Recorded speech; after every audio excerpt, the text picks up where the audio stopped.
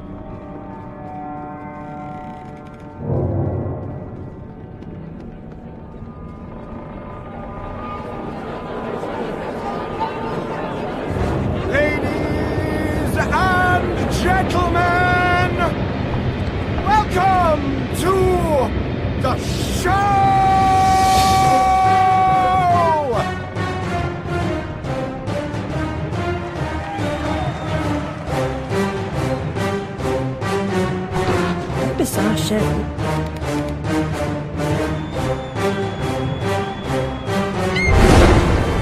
That's quite enough of that, I think. Enough preliminaries. Here's the performance you've been waiting for. Proves I'm without prejudice and have a fine sense of humour. Sword and crown are worthless here. I invite everyone to dance. Labourers, lawyers, shirt and gown all make their little prance. This life is full of random deaths and heaps of grief and shame. So few are soothed by accident. You want someone to blame. Fire, plague, and strange disease. Drowned, murdered, or if you please, a long fall down the basement stairs. None are expected. No one cares. I often must work very hard, sweat running down my skin. After the dance, I then must rest, and the eating can begin. Time to eat. Death is the ultimate equalizer. All have the right to be eaten. Get a knife, princess. Don't push. All will be served, so to speak. Wicked thing! Feasting while Wonderland is destroyed. I'm not the enemy you seek, Alice. I tried to hide this bit of Wonderland from that beast. Appeasement's never clean. We must all play our assigned roles. Are you a pawn or a queen? An idiot or a practiced fool? However this turns out, consider the prospect that you've been misled, Alice. Then ask, by whom? No! Who set that bloody train in motion? Where has it come from? It arrived when you arrived, and it's more horrible even than you can currently imagine. The death of a dream caterpillar may know how.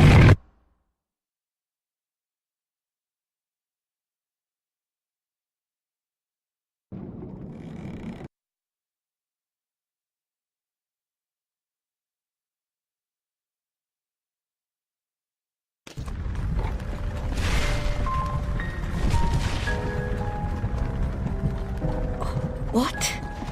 The blood in my mouth tastes like bile. Where's the brute that hit me, Nanny? Nasty prat's out cold. Not dead, and more's the pity. What did he want? What they all want. Money he didn't earn. What were you thinking, butting into that mess? You could have been killed. Nanny, my mind's in pieces. I still have terrible visions, and I need to know. Out the fire. Same as always. You need to move on, Alice. So do I. Well, at least she's not spewing that asylum nonsense. My past is dead, I killed them, I should have saved them, I should have died. Her mind was in shambles. Radcliffe thought familiar faces would bring her round. After a year, he lost interest in her inheritance, greedy sod. Still, always asking his bizarre questions. Heavy dose of madness, I'd say, but honesty's never the best policy in this life. When she wasn't comatose, she gaped, eyes like pinwheels, drooled, occasionally screeched. Never uttered a sensible sound. And like the child she was, she kept her secrets close.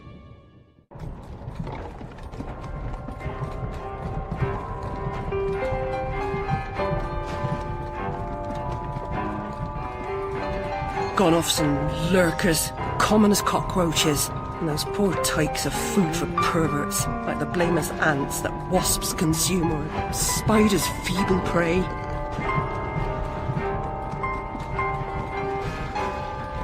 You visited my room at Rutledge. What were you... Recall that? Radcliffe paid me for a bit. A woman alone sometimes does what she doesn't particularly feel like doing, as you know. Nurse Whitler said you'd fallen on hard times. I'm no drunk like her. I'm hurting no one. Hooking's not a bad life. Except for the pimps. She also said you might have my rabbit. Please, Nanny, talk about... The damn fire never seems to help. Look, Alice, I can't give you what I don't have. Radcliffe wrote the inquest report. I'll take you to him. Besides, he's got your damn rabbit, you should remember that. All right, but Mr. Radcliffe's useless. Don't I know it?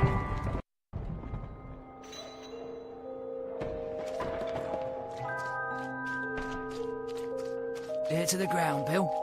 Yeah, I've been scouting around. For that, I'll be glad to shake your hand, sir. Considering the nature of...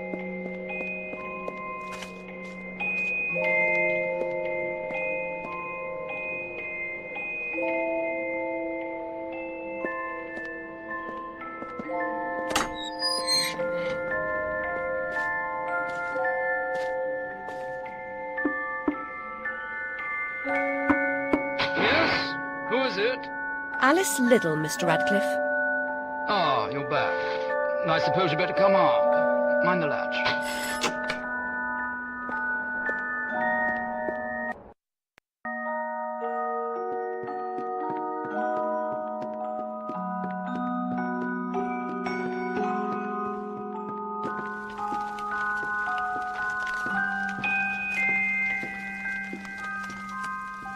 You do have my rabbit. Forgotten your manners? And what else, I wonder? You abandoned it at Rutledge Asylum, my dear. We've been over this before. In a huff as usual, oozing with attitude and accusatory flummery, I've stolen her rabbit. Ridiculous pretext. She's here about the fire again. All the mad child wants to talk about. My report found her family dead by misadventure. She won't accept it. It goes on and on about her killing memories and her need to know the truth. The alleged truth is, the fire began in the library when the cat knocked over a lamp. The blaze trapped her parents and sister upstairs. Sister Lizzie never even unlocked her door. Died in her bed. The guilty cat always sets her off. She denies it. Makes no sense. It can't be, etc. Agreed. From the outset, Alice was my candidate for the pyromaniac. The girl had a fixation with fire. I once remarked that I thought she might have had a larger role in causing the tragedy. She suffered some sort of psychotic episode. Did I rip his head off? I wanted to. What's left of my brain will explode. Is it mad to pray for better hallucinations? Perhaps I'm fated to expire right here.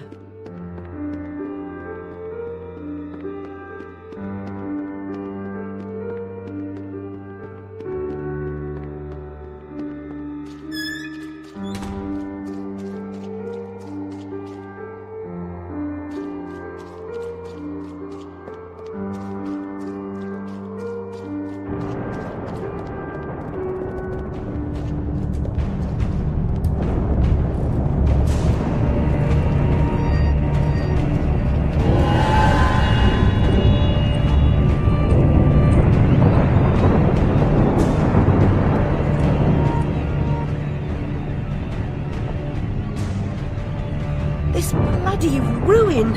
It's corrupting all of Wonderland! Seeking refuge from the wicked world? Perhaps things only look like they've gone to hell. You're not that good a liar, and I'm not that stupid. But something a bit less calamitous would have been welcome. This unmitigated disaster is your doing, and it will get worse. Your train keeps a hellish schedule. Get moving. Time waits for no one. The change has begun. The train is perfectly capable of terrifying me, Cat. You should find another job. Is there really so little hope? There's even less, and if fear paralyzes you, we are lost.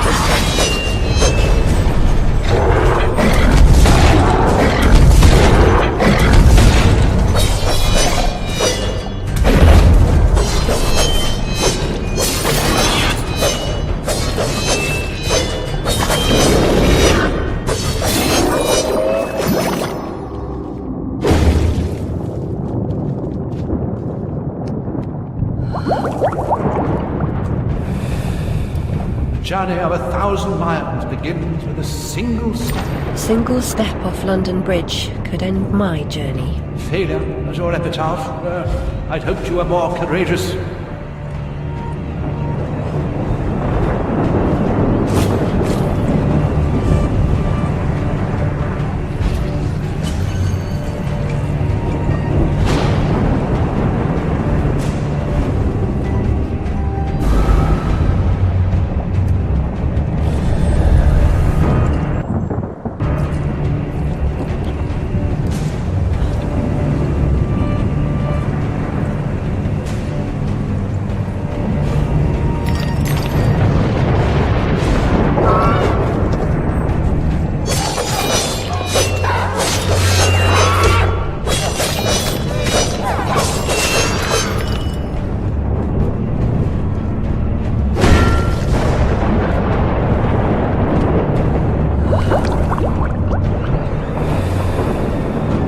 vaporous ledge only appears as flimsy and insubstantial as your confidence.